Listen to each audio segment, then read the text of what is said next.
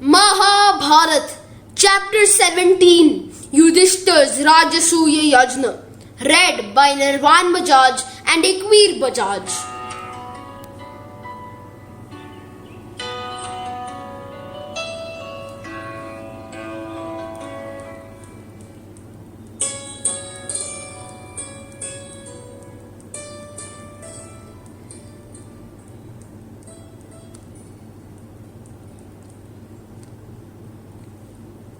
Mahabharata, Chapter 17, Yudhishthira's Rajasooya Yajna. Veshampayan continued. Because of the protection provided by the just ruler Yudhishthira and the subjugation of their enemies, the people of Indraprastha could go about their work freely. Because of the truthful and virtuous rule of Yudhishthira, it rained abundantly in his land and it became prosperous. Because of the noble deeds of the king, the affairs of state were conducted well. Cattle breeding, agriculture and trade flourished. Through collection of just levies, the treasury of the Pandavas became so bountiful that it seemed it could not be exhausted in hundreds of years. Having in mind the vastness of his treasures, Yudhishthira said to himself, I must perform the Rajasooya Yajna. His well-wishers also advised Yudhishthira, Oh Lord, the correct time has arrived for you to perform the Rajasooya Yajna. Krishna appeared while they were speaking thus. Yudhishthira respectfully welcomed Krishna, the Lord of the past, the future and the present. After Yudhishthira inquired of his well-being, Krishna extolled his virtues and said, O tiger among kings, you deserve to be emperor. It is proper that you alone perform the yajna. We will also be blessed through your yajna. Tell me what I must do for the yajna. I should do your bidding. Having received the consent of Krishna, Sahadev, along with his brothers, set about collecting the necessary material for the yajna. O Sahadev, procure everything that sage Dhaumya and the Brahmins require for the yajna. Arjun's charioteer, Indrasena, Vishok and Puru were asked to collect food grains. Soon Sahadev informed Arjun that all his orders had been carried out. Then Yudhishthira, the supreme one among the kings and of the Kuru race, bade Sahadev send speedy messengers with invitations. Sahadev accordingly dispatched the messengers. Invite all honorable Brahmins, kings, Vaishyas and Shudras of the land to the yajna. Nakul was sent to invite Bhishma, Drona, Dhritarashtra, Vidur, Kripa and the Kauravas. All the invitees arrived in a joyous mood. Rulers of different kingdoms, including Draupad and his son and the valiant Shishupala with his son also arrived. Addressing Bhishma, Drona, Kripa, Ashwadhama and Duryodhana, Yudhishthira said, Kindly treat me and my wealth is your own and guide me in the conduct of the yajna. Yudhishthira assigned duties pertaining to the yajna to different people. Dushasan was assigned the task of feeding the invitees. Sanjaya was appointed to look after the protocol. The safekeeping of the diamonds, golds and gems and the distribution of gifts to Brahmins was entrusted by Kripa. The great and wise Bhishma and Drona were asked to ensure that all the duties assigned were properly carried out.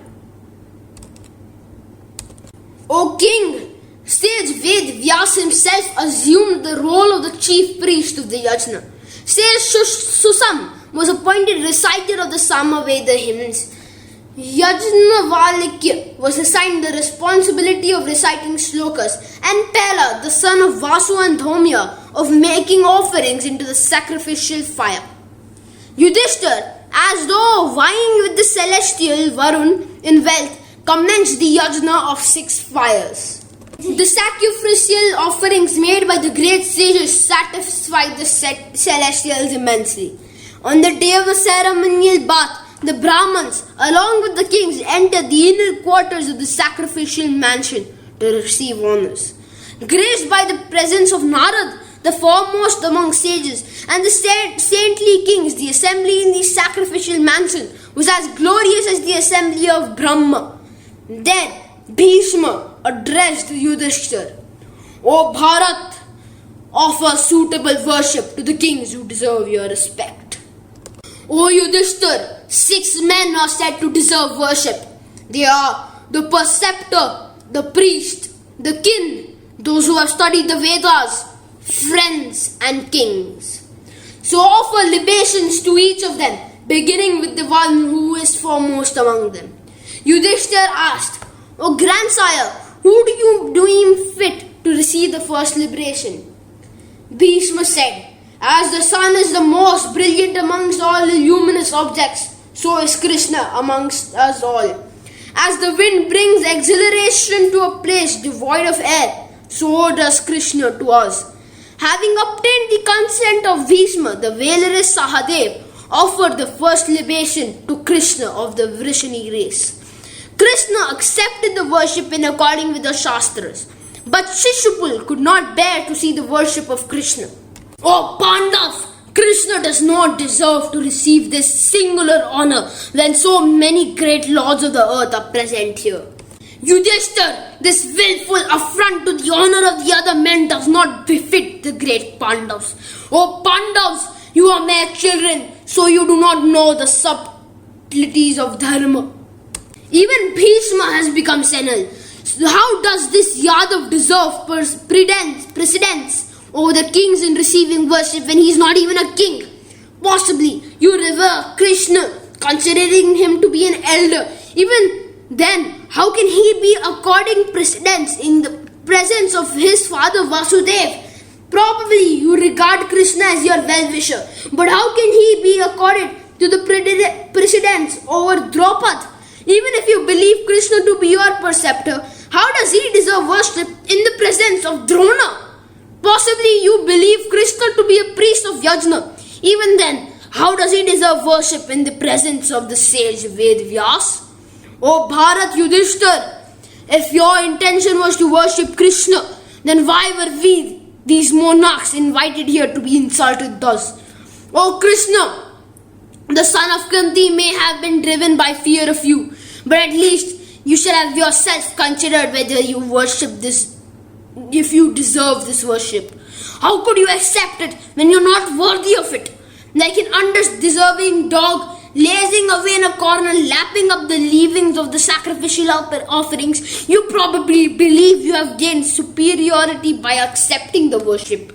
O Krishna, your being worshipped like a king is an improper at the wedding performed of an important man. However, now we have seen Yudhishthira, Bhishma and Krishna for what they are. Speaking thus, Shishupala walked out of the assembly. Yudhishthira rushed after Shishupala and pacified him with these words uttered pleasantly. O Lord of men, your utterances are not worthy of you. They are improper and harsh. It is not conceivable that Bhishma, the son of Shantanu, does not know what is proper. Do not, therefore, say things that offend him. Behold these kings who are older than you. Even they approve the worship of Krishna, and so should you too. Then Bhishma said, it is futile to plead with one who does not appreciate the honor bestowed upon Krishna, who is the patriarch of all the worlds. In this assembly, I see no king who has not been subdued by the glory of Krishna. Therefore, even in the presence of these elders, I worship Krishna and none other. Among the Brahmins, those mature in wisdom are honored, and among the Kshatriyas, the superior in might are worshipped. Krishna is supreme in both wisdom and might. Generosity, knowledge of Shastras, valor, modesty, wisdom and glory, all are present in Krishna. Also in him dwell a great mind, imagination and the 5 elements. Krishna is the origin of the universe and he causes its final dissolution. All beings in all the universe reside in Krishna and the 4 kinds of beings, oviparous, viviparous, those born of the scum and of vegetation, all find refuge in Krishna. The sun, the moon and stars, the planets on all the quarters dwell in Krishna. Bhishma continued, but the imbecile Shishupala does not perceive this and always meddles in Krishna. If Shishupala believes that worship has been improper, then he may do what he deems fit. When Bhishma concluded his speech, Sahadev spoke thus, I will trample upon those heads who cannot tolerate my worship of Krishna. They may give me a fitting reply. The wise kings should accede to the worship of Krishna, who is worthy of receiving libations. Even when Sahadev raised his foot, none of the kings uttered a word. Then celestials hailed his action and showered flowers on him. Well done, well done. But the faces of many kings darkened with anger. Shishupala, whose eyes became bloodshot with rage, said, O kings, I am standing here to lead you. Let us fight with Krishna and the Pandavas. The Chedi bull conferred with the kings and instigated them to defile the Yajna.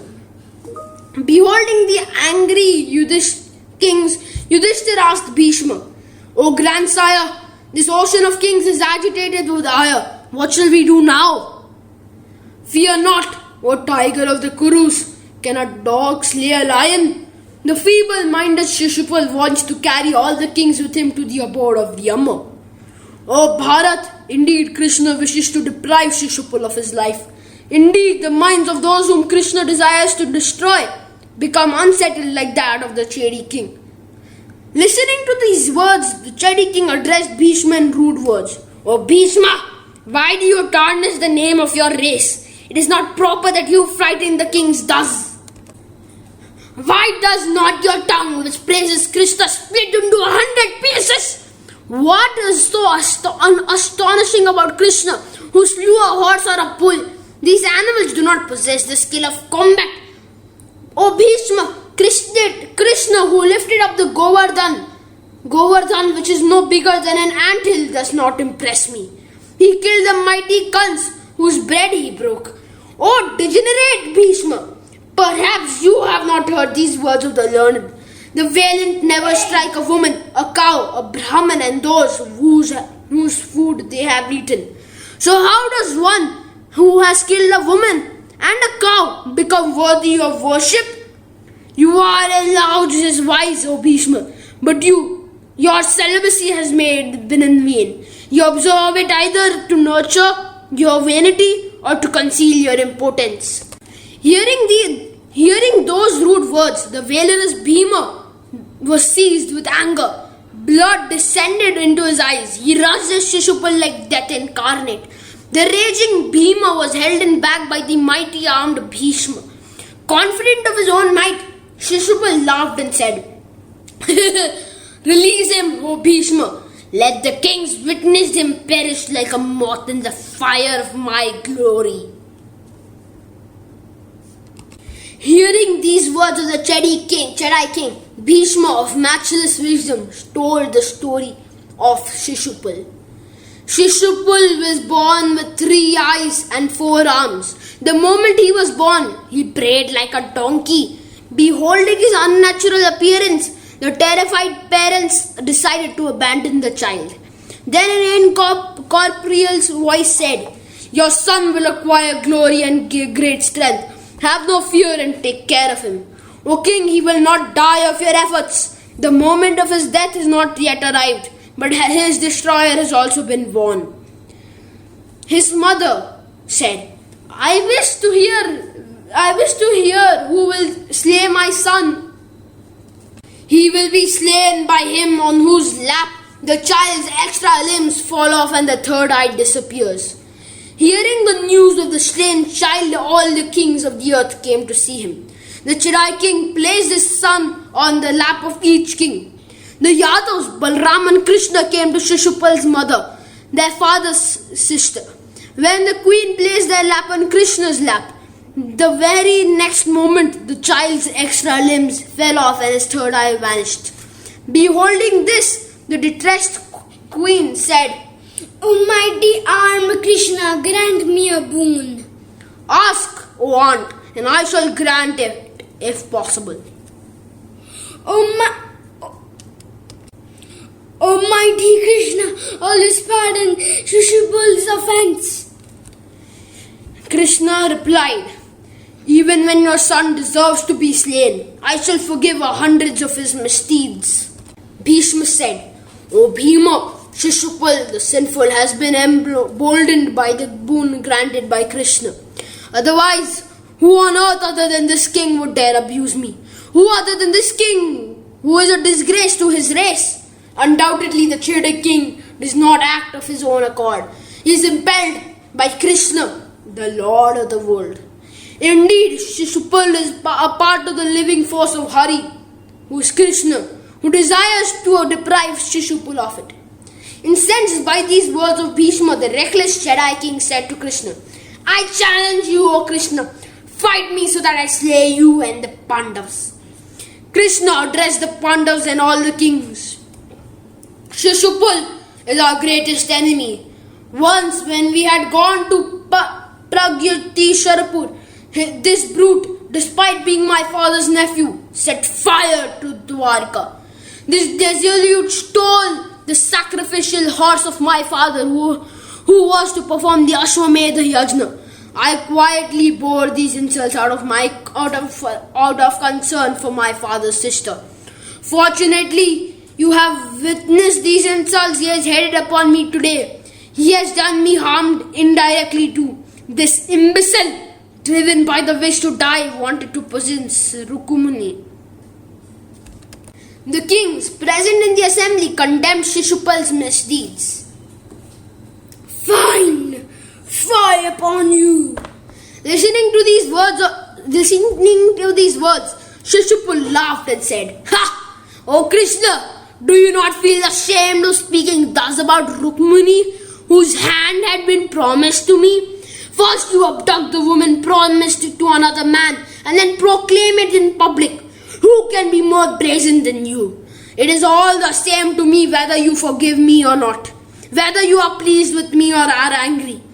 While Shishupal was uttering these words, Lord Krishna beheaded him with his discus. Shishupal fell on the ground like a mountain uprooted by Vajra.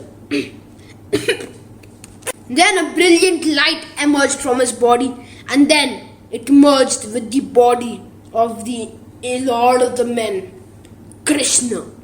The moment Krishna slew the Chedi king, rain poured from the cloudless skies, meteors fell and the earth trembled. Yudhishthira asked his brothers to perform the last rites of Shishupal. Then Shishupal's son was crowned the king of Chedi. In due time, Yudhishthira completed the great Rajasooya Yajna. The mighty armed Krishna, bearing the conch, the discus and the mace, protected the Yajna until its conclusion. When the Rajasooya Yajna was completed, all the kings departed for their kingdoms. Krishna went to Dwarka. Only Duryodhana and Shakuni continued to stay at Indraprastha for some more time. And thus ends the 17th session of our rendering of Vaishampayan's recital of Vyasa's immortal Itihasa, the Mahabharata.